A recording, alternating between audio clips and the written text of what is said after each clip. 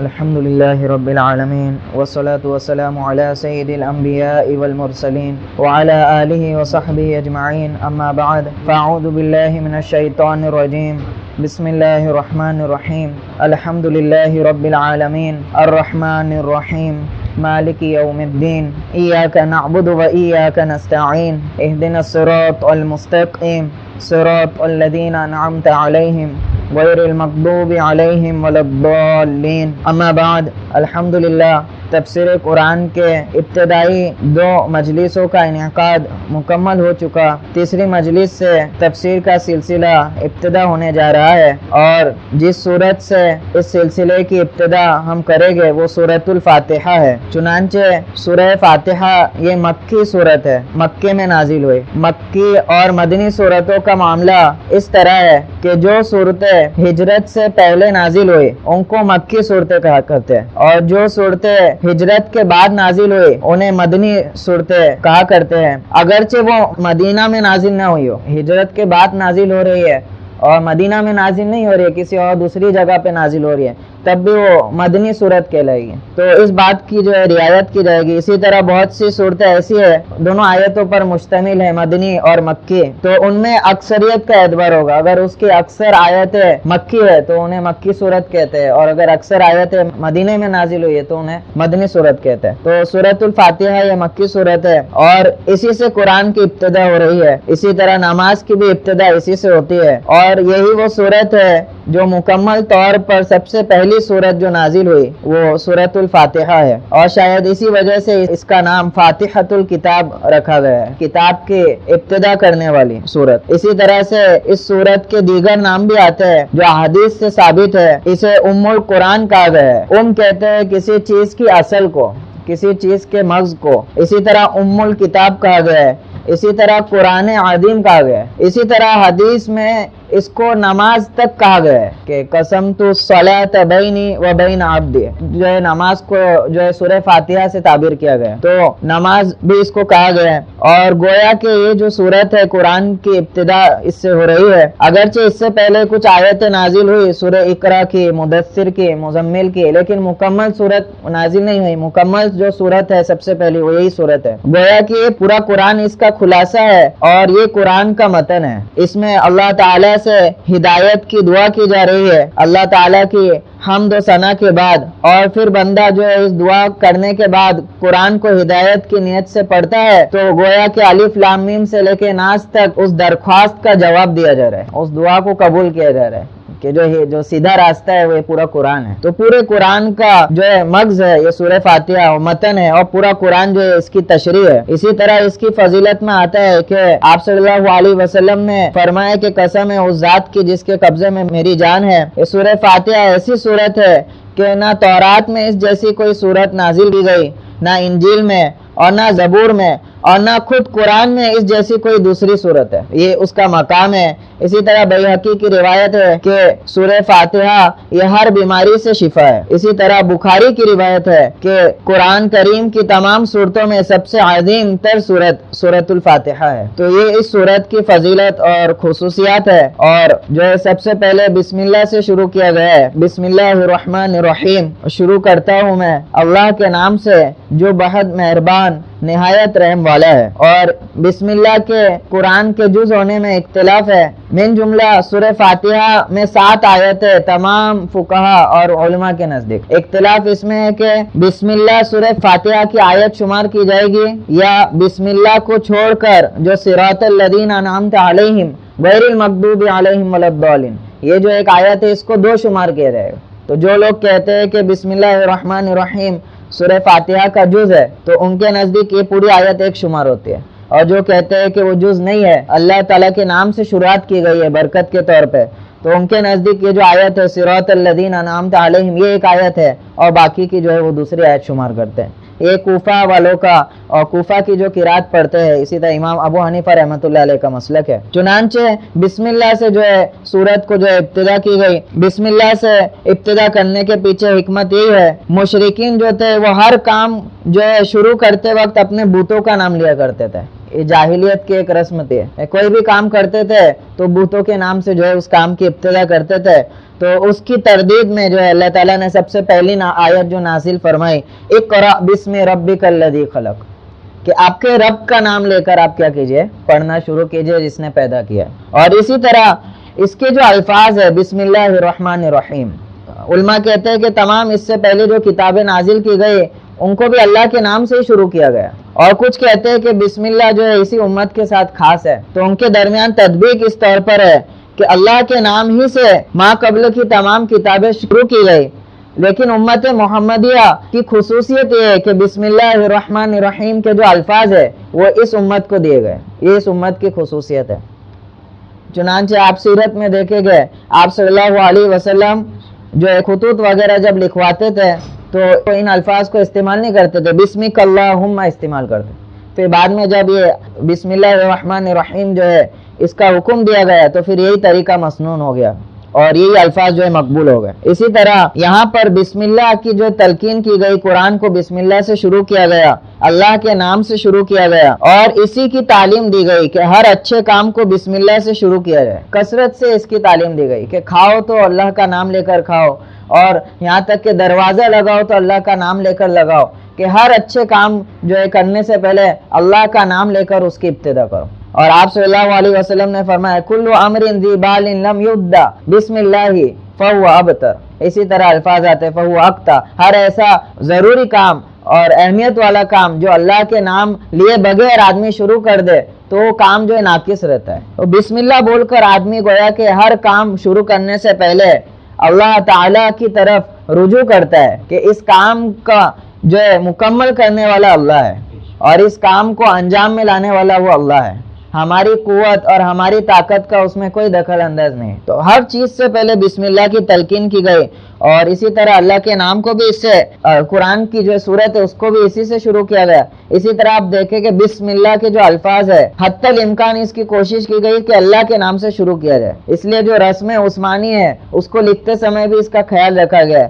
اصل میں اس کو لکھنے کا جو طریقہ تھا وہ اس طرح تھا کہ با کے بعد الف آتا، عربی میں اسی طرح لکھتے ہیں بسم اللہ الرحمن الرحیم، لیکن وہ الف کو بھی حذف کر دیا گیا تاکہ زیادہ سے زیادہ اللہ کے نام سے جو شروعات جو ہے لازم ہے، اور بعد جو تو وہ تو لازم تھا، اس لیے رسم عثمانی میں اس کا جو خیال رکھا گیا. اسی طرح سورت کی ابتدا کی گئی، اور سورۃ الفاتحہ کے متعلق حدیث ہے صحیح مسلم میں، ابو ہریرہ رضی اللہ عنہ راوی ہے کہ سورہ فاتحہ کے متعلق اللہ تعالیٰ نے فرمایا سورہ فاتحہ میرے اور میرے بندے کے درمیان تقسیم ہے، اور جو میرا بندہ مانگے گا اسے وہ دیا جائے گا. چنانچہ جب آدمی کہتا ہے الحمدللہ رب العالمین، اللہ تعالیٰ جواب میں کہتے ہیں حمیدنی عبدی، کہ میرے بندے نے میری جو ہے تعریف کی. اسی طرح جب بندہ کہتا ہے الرحمن الرحیم تو اللہ تعالیٰ کہتے ہیں اثنا علی عبدی، جواب میں کہ میرے بندے نے میری ثنا، حمد و ثنا بیان کی.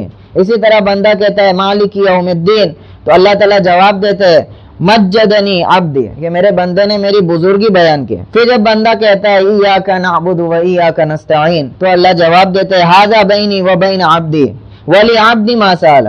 یہ جو جملہ ہے یہ میرے اور میرے بندے کے درمیان تقسیم ہے، اور جو کچھ میرے بندے نے مانگا ہے اسے دیا جائے گا. اسی طرح پھر جب وہ آیتیں پڑھتا ہے اہدنا الصراط المستقیم صراط الذین انعمت علیہم غیر المغضوب علیہم ولا الضالین، تو اللہ تعالیٰ جواب میں کہتے ہیں ھذا لعبدی، کہ یہ جو ہے میرے بندے کے لیے ہے، ولعبدی ما سأل، اور میرے بندے نے جو کچھ مانگا ہے اسے دیا جائے گا. تو اس طرح جو ہے اللہ تعالیٰ ہم کلام ہوتے ہیں بندے سے سورہ فاتحہ کے ذریعے. اللہ معاف کرے ہم نمازوں میں ہوتے ہیں لیکن سورہ فاتحہ پڑھ رہے ہوتے ہیں لیکن غافل ہوتے ہیں کہ ہم کیا پڑھ رہے ہیں، جبکہ اللہ جو ہے جواب دیتے ہیں اس کا. تو اس استظہار سے پڑھنا چاہیے. اور اسی طرح الحمدللہ سے شروع کیا گیا کہ تمام تعریف ہے اللہ کے لیے. 3 آیتیں ہیں جو میں نے حدیث پڑھی اس میں شمار کے، پہلا جو حصہ ہے وہ میرے لیے ہے، 3 آیتیں اس میں، تو اس کی تفسیر انشاءاللہ آج ہم کریں گے.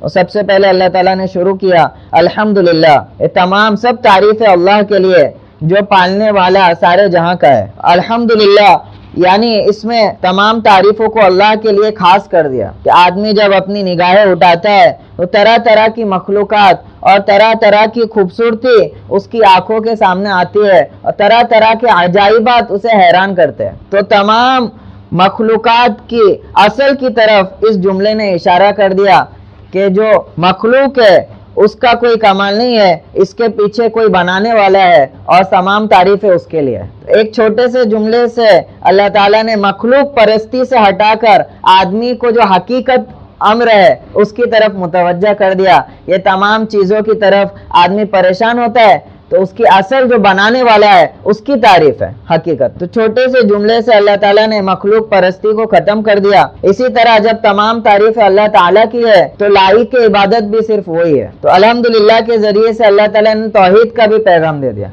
کہ جب تمام تعریفیں اللہ ہی کے لیے تو عبادت کا لائق ذات ہے وہ صرف اللہ ہی کی ہے۔ آگے اللہ تعالیٰ نے فرمایا کہ الحمدللہ رب العالمین، کہ جو تمام جہانوں کا رب ہے۔ یہ بڑا عجیب جملہ ہے، ابھی تو ہمیں معمولی لگتا ہے، لیکن 1400 سال پہلے جب یہ آیت نازل ہوئی تو اس وقت کے لیے سمجھنا مشکل تھا۔ رب العالمین گویا کہ اللہ تعالیٰ نے اپنی مخلوقات کو زبان کے ذریعے بیان کرنا چاہا۔ رب العالمین تمام جہاں کا رب ہے۔ رب کہتے ہیں کسی چیز تربیت کرنے والے کو، یعنی کسی چیز کو دھیرے دھیرے اس کے تمام مصلحتوں کی طرف نظر کرتے ہوئے مکمل کرنا۔ تو رب جو صفت ہے وہ اللہ تعالیٰ کی ہے، اس لیے کسی کو رب نہیں کہہ سکتے۔ اور اللہ تعالیٰ رب العالمین تمام جہانوں کا رب ہے۔ عالم کہتے ہیں کائنات کی تمام موجودات کو، ممکنات کو عالم میں شمار کرتے ہیں۔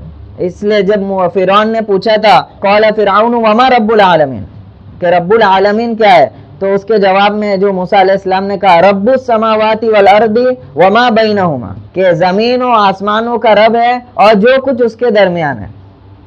تو یہ رب العالمین کی اللہ نے صفت کو جو ہے بیان کیا کہ تمام عالم اور تمام مخلوقات کا پروردگار ہے۔ تو یہ خالقانہ انداز میں اللہ تعالیٰ نے اپنی صفت کو بیان کیا کہ ایسے زمانے میں جہاں پر جو انسانیت کی سوچ اور فکر محدود دائرے تک تھے، اسے یہ تک نہیں معلوم تھا کہ وہ کس کرۂ ارض میں جو ہے قیام پذیر ہے، اس وقت جو اس قسم کی آیت اللہ تعالیٰ نازل فرما رہے ہیں۔ تو یہ خالقانہ کلام ہے کہ ایسا رب ہے جو تمام جہانوں کا رب ہے۔ یہ صرف تمہارا ہی عالم نہیں ہے، تمہارے علاوہ اللہ نے کئی سارے عالم بنائے۔ تو جو عربی تعبیر ہے اس کے لیے استعمال کیے، العالمین کو جمع لے کر آ گئے اور الف لام لے کر آ گئے۔ جب جمع لے کر آ گئے تو ایسا اس سے ظاہر یہ کیا کہ بہت سارے عالم ہیں، اور الف لام لے کر آ گئے تو الف لام کا فائدہ یہ ہوا کہ جتنے بھی عالم ہیں ان کی تمام کو شامل کرنا۔ تو رب العالمین تمام جہاں کا پروردگار ہے۔ تو اللہ تعالیٰ کی مخلوقات اللہ نے کیا کیا بنایا ہے، تو اس کے پیش نظر اللہ نے یہ صفت کو جو ہے بیان کیا، تمام جہانوں کا رب ہے۔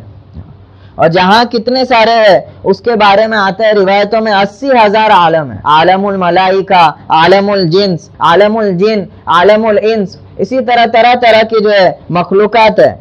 اسی طرح ہماری جو کہکشاں ہے وہی اتنی جو ہے بڑی اور عظیم تر ہے کہ ہماری جو دنیا ہے اس کا ایک ستارہ جو ہے سورج ہے، سن ہے، وہی اللہ اتنا بڑا ہے کہ 1.3 ملین دنیا اس جیسے وہ اس میں سما سکتی ہے آرام سے، ہماری کہکشاں کا ایک ستارہ ہے۔ اسی طرح یہ جو ہماری کہکشاں ہے سولار سسٹم جس کو کہا جاتا ہے، وہ جس گیلیکسی میں ہے اس میں اس طرح کے 400 بلین اسٹار ہے۔ کتنے اسٹار ہے؟ ہاں 400 بلین اسٹار۔ اسی طرح ہماری جو کہکشاں ہے جو ملکی وے جس کو کہا جاتا ہے، اس کو اگر کوئی پار کرنا چاہے تو 1000 لائٹ ایئرز لگے گے اس کو کراس کرنے کے لیے، صرف ہماری کہکشاں کو۔ ایک لائٹ ایئر کتنا ہوتا ہے؟ 3 لاکھ کلومیٹر پرتی سیکنڈ۔ لائٹ کی سپیڈ جو ہے کتنی ہے؟ وہ 3 لاکھ کلومیٹر ایک سیکنڈ میں پار کرے گا۔ تو لائٹ ایئر کا مطلب ہوتا ہے کہ اگر کوئی بجلی کی رفتار سے 1 سال تک چلتے رہے تو کتنے دور تک پہنچے گے؟ تو ہمارے جو گیلیکسی ہے وہ اتنی بڑی ہے کہ 1000 لائٹ ایئر کا فاصلہ لگے گا، ٹائم لگے گا اس کو پہنچنے کے لیے۔ اور یہ جو ہماری گیلیکسی ہے اس طرح کی کتنی گیلیکسی ہے؟ وہ فرماتے ہیں کہ 2000 بلین گیلیکسی ہے۔ کتنی ہے؟ یہ ساری معمولات میں ہم سرسری بحث کر رہے، جب اس میں جو تفصیلاً اس کو بیان کریں گے تو دماغ چکرانے لگتا ہے اس کی عظمت کو دیکھ کر۔ 2000 بلین گیلیکسی ہے، یہ آبزرویبل یونیورس میں، یعنی جو یونیورس تک ہم دیکھ چکے ہیں، اور جو ہم دیکھ چکے ہیں یہ ایک چھوٹا سا ذرہ ہے جس سے ہم ناواقف ہے۔ تو سائنس جو ہے پورے علل اعلان اس بات کا اعتراف کر سکتی ہے کہ ہم اعتراف کر چکے ہیں کہ ہم کبھی بھی حقیقتاً تو اس کا کبھی اندازہ بھی نہیں لگا سکتے، نہ ہم رسائی کر سکتے. تو یہ اللہ کی مخلوق ہے جس کو آدمی احاطہ نہیں کر سکتا ہے پوری طرح. تو اللہ کا احاطہ اور اللہ تک رسائی تو بڑی بات ہے جو کہ خالق ہے. اور یہ تو کہکشاؤں کی بات ہے، ہماری دنیا کی جو جہاں پہ ہم رہتے ہیں، جہاں پر ہماری رسائی ہے، خود اس کا احاطہ آدمی نہیں کر پایا ہے. امیزون کے بڑے بڑے جنگل ہے، اس کی ابھی تک پوری تفتیش نہیں ہو چکی ہے کہ ان جنگلات میں کس کس قسم کی مخلوقات ہے. اتنا بڑا سمندر ہے ٹھاٹے مارتا ہوا، اس کا صرف 10% جو ہے ہم نے جو ہے اس کی کھوج کر دیا ہے، اور 90% سے ہم ناواقف ہیں. تو جہاں پہ ہم رہتے ہیں وہاں تک ہم جو ہے احاطہ نہیں کر پائے. تو رب العالمین اسی اللہ تعالیٰ کی تخلیق کی عظمت کی طرف اشارہ کرتا ہے. اور یہ ساری معنی آپ صلی اللہ علیہ وسلم کی حدیث کی تشریحات کرتی ہے کہ آسمانوں کی جب آپ سے ہم نے وہ لمبائی بتائی، اس کی جو ہے جسم و جسامت کو بیان کیا، کس انداز سے بیان کیا کہ پہلا آسمان جو اتنا بڑا ہے کہ دوسرا آسمان اور پہلے آسمان کے درمیان جو فرق ہے وہ اس طرح ہے جیسے ایک بڑا ریگستان ہو اور اس میں ایک انگوٹھی گر جائے. اس طرح دوسرا آسمان کی جو عظمت ہے وہ تیسرے آسمان کے مقابلے میں اتنی ہے. اس طرح کر کے 7 آسمان ہے، اور اس کے بعد اللہ کا عرش ہے. 1400 سال پہلے جہاں انسانیت سوچتی تھی کہ یہ صرف زمین ہی پورا ہمارا جہاں ہے، اس طرح کا خالقانہ کلام کرنا یہ اللہ ہی کے شایان شان ہے. الحمدللہ رب العالمین، جو تمام جہانوں کا رب ہے. مختصر انداز میں اللہ تعالیٰ نے بیان کیا کہ رب العالمین تمام جہاں کا رب ہے. الرحمن الرحیم، بڑا مہربان نہایت رحم کرنے والا ہے. رحمان کہتے ہیں جس کی رحمت عام ہو، کوئی چیز اس کی رحمت سے باہر نہ ہو. تو رحمان اللہ کی صفت ہے، خاص ہے کہ ایسی ذات جس کی رحمت تمام چیزوں کو شامل ہو، وہ صرف ایک ذات ہے، وہ اللہ کی ذات ہے. کوئی چیز اس کی رحمت سے خارج نہیں ہے. اس لیے کہتے ہیں رحمان الدنیا، کہ دنیا میں اللہ کی رحمت کے ہر ایک سے خاص ہے، چاہے وہ چرند ہو، پرند ہو، چاہے ماننے والا ہو، چاہے نہ ماننے والا ہو، ہر ایک اللہ کی رحمت سے لطف اٹھا رہا ہے. اس کی جو وجود کو باقی رکھنے کے لیے جو چیزیں ضروری ہے اللہ تعالیٰ اس کو مہیا کر رہا ہے، اور پوری کائنات کو اس کی خدمت میں جو اللہ نے مسخر کر رکھا ہے. تو رحمان الدنیا، اللہ کی رحمت ایسی جو تمام کو جو ہے عام ہو. اور رحیم کہتے ہیں تام الرحمہ، جو رحمت کو مکمل کرتا ہو، جو خاص ہے. یہ جو ہے آپ کے سامنے بات کی، اب ایک حدیث سنا تھا، اس سے آپ کو جو ہے ساری باتیں بالکل لیا جو ہے سمجھ میں آ جائے گی. مسلم کی حدیث ہے ابو ہریرہ رضی اللہ عنہ کے کہ اللہ تعالیٰ کے لیے 100 رحمت ہے. کتنی رحمت ہے؟ انزل منہا رحمتا واحدہ بین الجن والانس والبہائم والحوائم، ایک حصہ رحمت کا اللہ تعالیٰ نے دنیا میں نازل کیا ہے. فَبِهَا يَتَعَاطَفُونَ وَبِهَا يَتَرَاحَمُونَ وَبِهَا تعطیف الوحش علی ولدها. اور اسی رحمت کا نتیجہ یہ ہے کہ مخلوق میں جو ہم دیکھتے ہیں نرمی کا معاملہ اور جو محبت کا معاملہ ہے، اور جو وحشی جانور، چیر پھاڑ کرنے والے جانور، وہ بھی اپنے جو ہے بچوں کا کس طرح خیال رکھتے ہیں محبت سے، وہ 1% رحمت کا نتیجہ ہے. ماں جو اپنے بچے کو جنتی ہے اسے اتنی تکلیف ہوتی ہے کہ اگر اس کے دل میں محبت نہ ہو، نرمی نہ ہو، تو اپنے بچے کو قتل کر دے. تو وہ 1% رحمت کا نتیجہ ہے کہ مخلوق میں یہ جو نرمی ہم دیکھتے ہیں، مشاہدہ کرتے ہیں. حدیث میں آتا ہے وَأَخَذَ اللَّهُ 99 رحمہ، اور 99 رحمت جو ہے وہ اللہ تعالیٰ نے قیامت کے دن اس ایک رحمت کے ساتھ ملائے گئے، اور 100% رحمت کے ساتھ ایمان والوں پر انعامات فرمائے گئے. 1% رحمت کا حال یہ ہے، تو 100% رحمت کا حال کیا ہوگا؟ تو رحیم یعنی جو رحمت کو مکمل کرے. رحمان تو سب کے ساتھ خاص ہے، لیکن رحیم یعنی جو رحمت کو مکمل کرے، جو قیامت میں متقیوں کے ساتھ ہوگا، ایمان والوں کے ساتھ ہوگا. اسی طرح تیسری آیت رحمان اور رحیم کی صفت کیوں بیان کی؟ اس کے پیچھے ایک حکمت یہ ہے کہ پوری جو اللہ تعالیٰ نے کارکردگی کی، کائنات کو بنایا اور سجایا، نبوت کے نظام کو جو ہے جاری کیا، جنت بنائی، جہنم بنائی، یہ سب اللہ تعالیٰ کی صفت رحمت کی وجہ سے ہے. یعنی اللہ تعالیٰ کا اس سے ذاتی کوئی فائدہ یا نہ بنانے سے کوئی نقصان نہیں تھا. بس اللہ نے چاہا کچھ عطا کروں میرے بندوں کو انعامات سے نوازوں ماننے والوں کو.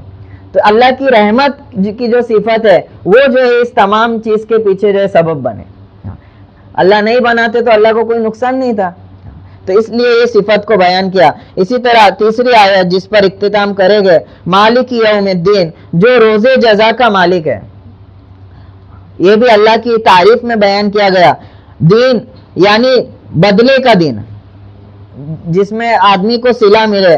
مالک ملک سے مشتق ہے، یعنی آدمی کا کسی چیز پر اتنا قبضہ ہو کہ اس میں تصرف کرنے کی جائز قدرت رکھتا ہو، وہ جیسا چاہے اس میں تصرف کر سکتا ہو. جیسے ہمارے پاس مال ہوتا ہے، ہمارا مال ہوتا ہے، تو اس مال میں ہم جیسا چاہے تصرف کر سکتے ہیں. کوئی غیر ہم کو ٹوک نہیں سکتا ہے. ہم چاہے تو اس کا جو ہے اپنے اوپر خرچ کرے، چاہے تو ہم دوسرے کے اوپر خرچ کرے. تو یہ جو ملکیت ہوتی ہے یہ صرف ظاہر پر ہوتی ہے. اللہ تعالیٰ کی جو ملکیت ہے وہ تام ہے، ظاہر پر بھی ہے، باطن پر بھی ہے. اس لیے یہاں پہ مالک یوم الدین، کس چیز کا مالک ہے وہ بیان نہیں کیا. یوم جزا کے دن کا مالک ہے، اب کس چیز کا مالک ہے اس کو بیان نہیں کیا. اس بات کی طرف اشارہ کرنے کے لیے کہ اس کی ملکیت تمام شے کو جو ہے عام ہے، کوئی چیز اس کی ملکیت سے نکلی ہوئی نہیں ہے. اسی طرح بس دو چیزیں اس میں سمجھنا ہے. یوم الدین کہ قیامت کے دن کا ایک نام ہے یوم الدین، بدلے کا دن، جس کو قرآن نے استعمال کیا ہے. تو یوم الدین کی تعبیر کیوں استعمال کی یہاں پہ قیامت کے لیے. اسی طرح مالک یوم الدین کو کیوں کہا گیا کہ مالک تو اللہ تعالیٰ دنیا میں بھی ہر شے کا ہے، کوئی شے ایسی نہیں ہے جو اللہ کی ملکیت سے باہر ہے. تو صرف قیامت کے دن اللہ کی ملکیت کو کیوں بیان کیا گیا. سب سے پہلا جو سوال ہے یوم الدین، اس کو کیوں استعمال کیا کہ بدلے کا دن. اس کو ذکر کر کے اللہ تعالیٰ نے گویا کہ اشارہ دے دیا کہ دنیا جو ہے وہ دارالعمل ہے. دنیا بس اپنے فریضے کو ادا کرنے کی جگہ ہے، بدلہ اور اس کا نتیجہ یہاں پر کسی کو نہیں ملے گا. بدلہ ملنے کی جگہ آخرت ہے، جس کو نبیوں کے زبانی اللہ تعالیٰ نے کچھ اس طرح ارشاد فرمایا، قل ما اسألکم علیہ اجرا. آپ کہہ دیجئے لوگوں سے میں اس تبلیغ پر تم سے کچھ چیز نہیں چاہتا، اجرت نہیں چاہتا، مال نہیں چاہتا. ان اجری الا علی اللہ، کہ میرا جو اجرت ہے، میری جو اجر ہے وہ اللہ کے ذمہ ہے. جو بدلہ ملنے والا ہے وہ آخرت کا دن ہے. ایسا نہیں ہوگا کہ یہاں پہ کوئی متقی بن گیا، پرہیزگار بن گیا، نمازی بن گیا تو یہاں پہ اس پہ خزانے جو ہے نچھاور ہو جائے گے اور مخلوق اس کے تابع دار ہو جائے گی. ایسا نہیں ہوتا. دنیا کے نظام کو اللہ نے تقدیر سے وابستہ کر دیا ہے. نیک آدمی ہے وہ بھی تقدیر سے بندھا ہوا ہے، ولی ہے وہ بھی تقدیر سے بندھا ہوا ہے، فاجر ہے وہ بھی تقدیر سے بندھا ہوا ہے. تقدیر سے زیادہ رزق اس کو بھی نہیں ملے گا، تقدیر سے کم رزق اس کو بھی نہیں ملے گا. تو بدلے کی جو جگہ ہے وہ آخرت کا دن ہے. اس بات کی طرف اشارہ کیا کہ یوم الدین، وہ بدلہ جو ملے گا وہاں پہ ملے گا. دنیا میں جو مصائب آتے ہیں وہ جو ہوتے ہیں گناہوں پر، کبھی تو بندے کو اللہ سے قریب کرنے کا ذریعہ بنتا ہے تو وہ تو انعام ہوتا ہے، اور کبھی اللہ سے دور کرنے کا ذریعہ بنتا ہے تو وہ عذاب ہوتا ہے. لیکن وہ جو عذاب ہوتا ہے وہ مکمل عذاب نہیں ہوتا ہے، وہ اس عذاب کا جو آخرت میں اسے ملنے والا ہے اس کا ایک سیمپل ہوتا ہے، نمونہ ہوتا ہے، جس کو قرآن میں اللہ تعالیٰ نے فرمایا وَلَنُذِيقَنَّهُم مِّنَ الْعَذَابِ الْأَدْنَىٰ دُونَ الْعَذَابِ الْأَكْبَرِ لَعَلَّهُمْ يَرْجِعُونَ. اسی طرح سورہ قلم میں فرمایا كَذَلِكَ الْعَذَابُ وَلَعَذَابُ الْآخِرَةِ أَكْبَرُ لَوْ كَانُوا يَعْلَمُونَ. اصل جو بدلہ ہے وہ آخرت میں ملنے والا ہے. یہ کام کرنے کی جگہ ہے، عمل کرنے کی جگہ ہے. اس لیے انبیاء علیہ الصلوۃ والسلام دنیا میں سخت ترین مشقتوں میں ہوتے تھے لیکن اطمینان کی حالت میں ہوتے تھے. ان کو معلوم ہے دنیا میں نہیں بدلہ ملنے والا ہے، بدلہ تو ہم کو آخرت میں. اور کوئی سمجھدار آدمی دنیا میں ہم دیکھتے ہیں ایمپلائی آدمی ہے، وہ اپنے آپ کو مہینے بھر کھپاتا ہے، مہینے بھر کام کا بوجھ لیتا ہے، تو اس کام اور مشقت کو عذاب نہیں سمجھتا ہے بلکہ اپنے لیے نعمت سمجھتا ہے. اور کوئی آدمی اس کو اس مشقت سے نجات دلانا چاہے تو اس کو سب سے بڑا دشمن سمجھے گا. کورونا کے ٹائم میں ہم نے دیکھا کہ کمپنیاں پگار دے دے کر لوگوں کو جو ہے فائر کر رہی تھی، کمپنی سے نکال رہے تھے. تو کچھ لوگ ایسے بھی تھے کہہ رہے تھے کہ بھائی ہم کو پگار مت دو لیکن کمپنی سے نکالو مت، اپنا امپلائی بنا کے رکھو. تو دنیا تو کام کرنے کی جگہ ہے. اسی طرح یہاں پر ہم چاہے کہ انعامات ملے، یہاں پر جزا چاہے تو بیوقوفی ہے. تو ایک دن ہے جو اللہ نے بدلے کے لیے طے کیا، وہ مالک یوم الدین ہے.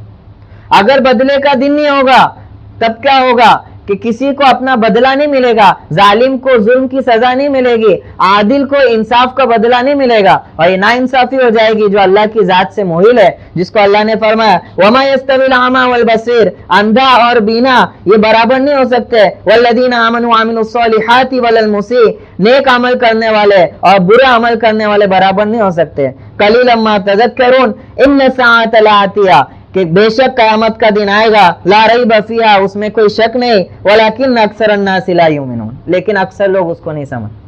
اگر قیامت کا دن نہ ہو تو راتوں کو جاگ کر اللہ کے سامنے رونے والا اور رات رات بھر گناہ کرنے والا، ان دونوں میں فرق ہی نہیں رہا۔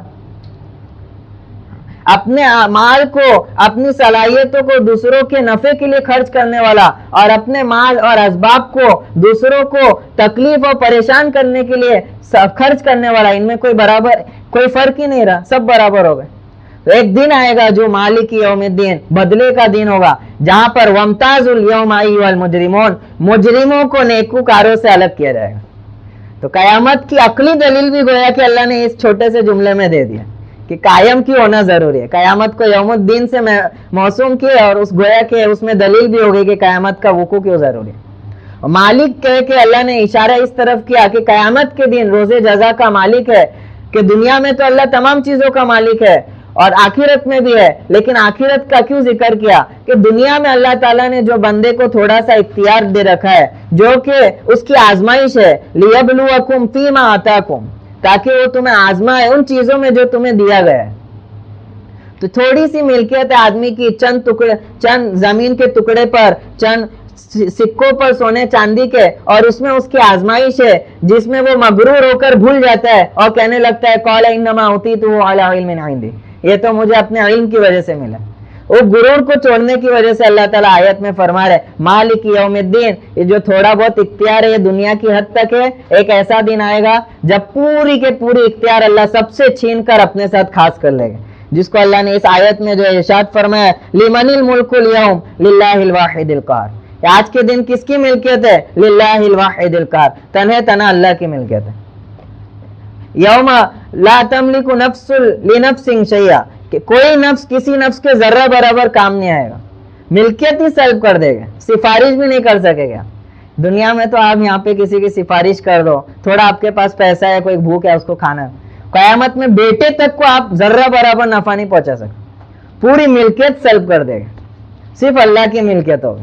تو یہاں کی ملکیت پر اتراؤ مت، غرور مت کرو اور دھوکے میں مت آ جاؤ، یہ ملکیت تمہیں آزمائش کے لیے دی گئی ہے۔